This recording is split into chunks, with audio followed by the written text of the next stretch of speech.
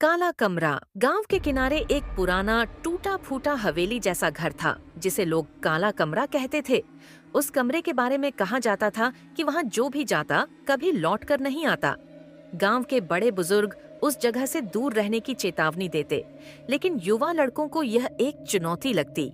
एक दिन राघव नाम का निडर युवक उस कमरे के रहस्य को जानने की ठान लेता है। दोस्तों की चेतावनियों को अनदेखा कर वह रात के अंधेरे में अकेले उस कमरे में जाता है।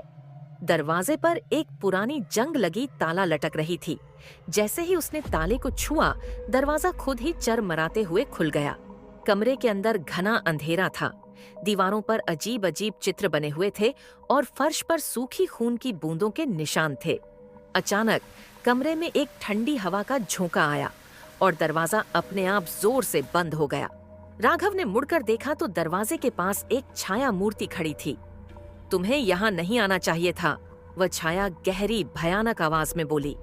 राघव ने डरते हुए पूछा, तुम कौन हो? छाया ने धीरे धीरे आकार लेना शुरू किया।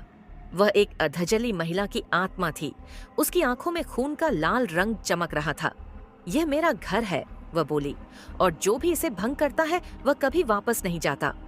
राघव ने भागने की कोशिश की, लेकिन कमरे की दीवारें धीरे धीरे सिकुड़ने लगीं। वह चीखने लगा, लेकिन उसकी आवाज बाहर नहीं जा रही थी। अचानक कमरे में अंधेरा और गहरा हो गया। उसके बाद कभी किसी ने राघव को नहीं देखा। कहते हैं उस रात के बाद काले कमरे की दीवार पर एक नई परछाई जुड़ गई जो राघव की थी।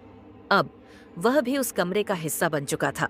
काले कमरे के दरवाजे को अब कोई छूने की हिम्मत नहीं करता। प्लीज लाइक और सब्सक्राइब जरूर करें ऐसी हॉरर स्टोरी देखने के लिए।